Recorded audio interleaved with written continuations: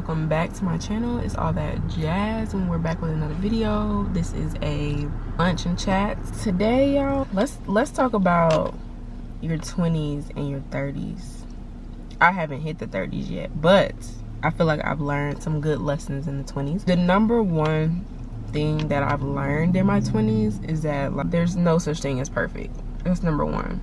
There's no such thing as perfect in any aspect of your life, and so trying to continuously meet a certain level of perfectionism will only bring you down and keep you from trying to do what you want to do.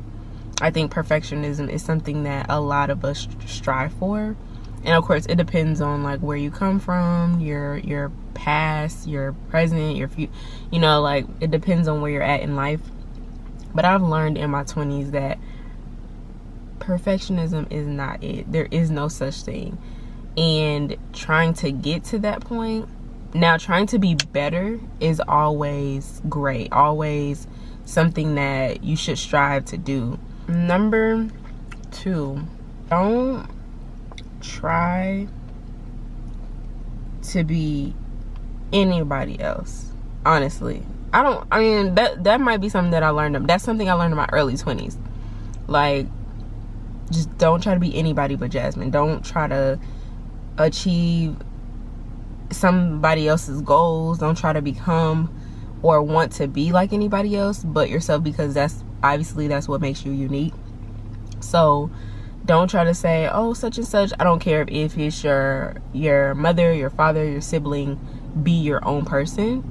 And I wouldn't say that I've ever tried to be exactly like someone else, but there might be something that I saw in someone or that they do where I'm like, oh, if only I could be like, I used to want to be this. I could give y'all an example. When I was younger, I used to want to be like this super bubbly person.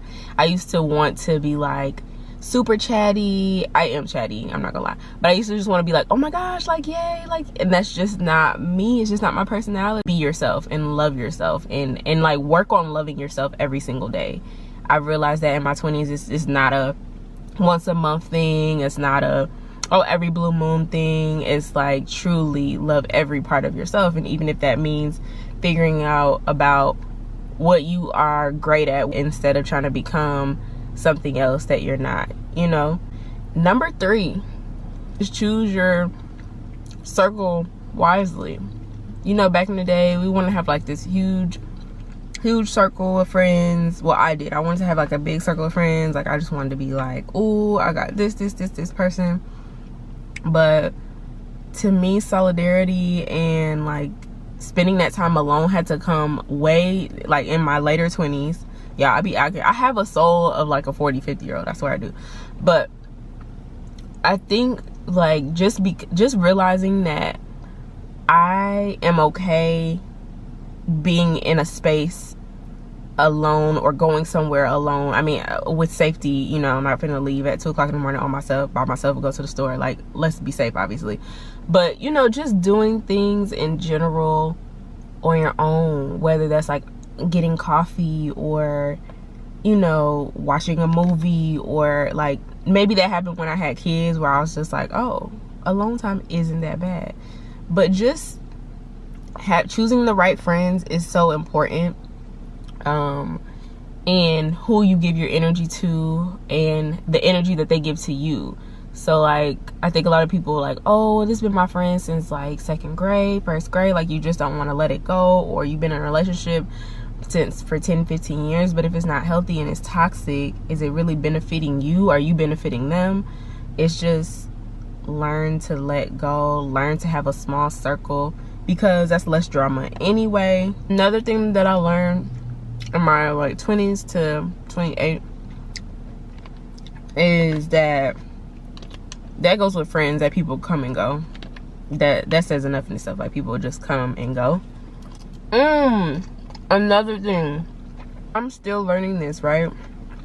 But expectations get you in trouble.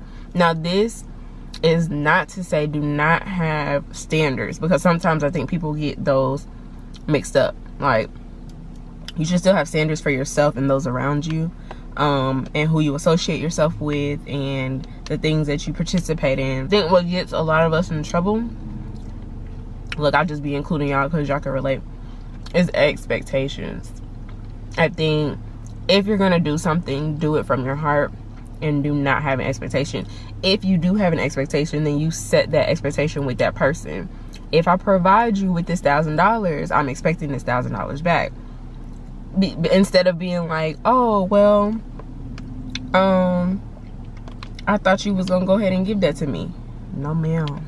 No, ma'am. Have expectations of yourself, but having expectations from other people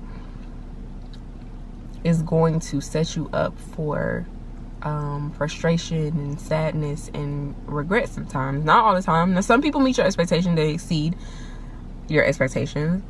But when we do things for people, or, you know, certain things happen, holidays come around, birthdays come around, I've learned to not have any expectations. So that also has caused me to be grateful. So when people are message me for my birthday, or give me a gift, or think of the boys, all of that stuff really truly warms my heart because I don't expect it. So when that comes my way, I'm not like, oh, thanks, you're supposed to do that for me. No, like, not having that level of expectation will bring gratitude into your life. You also just want to make sure that at the end of the day, you love on people, and if they don't meet your expectations, it doesn't mean cut them off. It doesn't mean like, oh, you just know better for next time. Like, everything is a lesson. And it goes into my next point.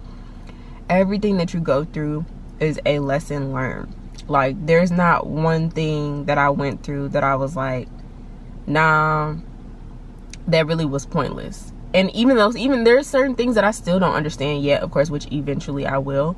But as I've gotten older, I'm like, oh, because if God had moved me here a little bit too early, I wouldn't have been ready for it. Patience with things in life is not easy. But I'm realizing like how time is flying, that I'm like, I will look around and be 45 and 50 and 60 and still be like, worried about the wrong things. Which brings me on to my next point, which is worry about the people that matter. Worry about the people that matter, like, around you, because you can't get that time back. Like, your mom, I'm seeing my mom and my dad like grow before my eyes, like literally grow before my eyeballs, where I'm like, I'll see my dad, because I'll see my dad maybe like once or twice every month, maybe, if that. So when I see him, I'm like, full gray beard, like, whoa, you know what I mean? Like, when I see my mom, because I live with her, wait, y'all was just 20, y'all just had me, like, what happened? Just take care of the things that matter to you, and cherish your loved ones, and cherish life in itself, because you only got one. Then moving on to, I don't know what number this is, y'all, I'm just going through life right now. Having goals that you want to meet, and y'all know I'm always talking about like goals and accomplishing and things of that nature, but like truly having goals and then meeting them. Because when I was younger, like, of course, I'm in college, I was in college just living my best life, and adulthood kicked in, and it was like, oh, here we are. Loving where I'm at now and knowing like eventually I'm gonna get to where I want to be.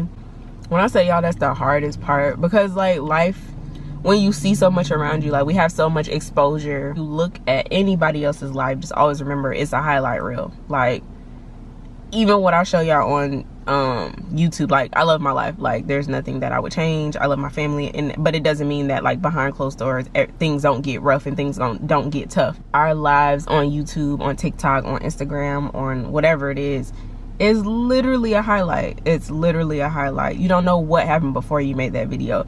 Sometimes I have videos of the boys, 2 seconds later they're wilding out, or like, you know, tantruming, just being kids, being toddlers.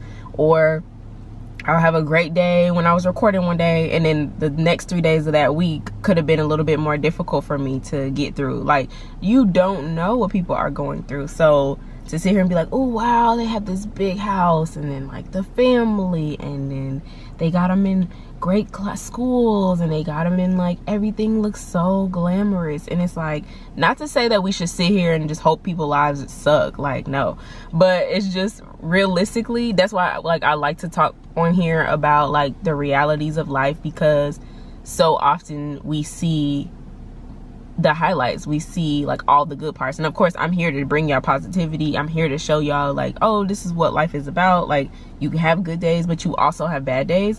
And of course, who wants to show their bad day? And even just showing y'all a regular life is kind of what I want to portray, because so many times you, like, or sometimes people just come up, but so many times you be like, dang, they got this really nice house, and like just everything seems like glamorous.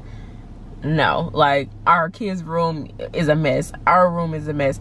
We cleaned the bathroom 3 days ago, it's a mess again. You know, like, just reality. So I just think, like, not comparing yourself to other people. Another thing I've learned in my 20s is, like, you go through things so you can be grateful for things. That statement's never been truer. Really do go through stuff so that you can get better, so that you can, you know, become a better person, and whether you see it right then and there or not. But I've just seen my change. I've seen my growth. Yeah, I think it's just a matter of, like, you change. If you're still here and you're watching this video, then I appreciate it. Make sure that you comment below. And if you're still here, you might as well already subscribe. And I'll see you in my next video. Bye.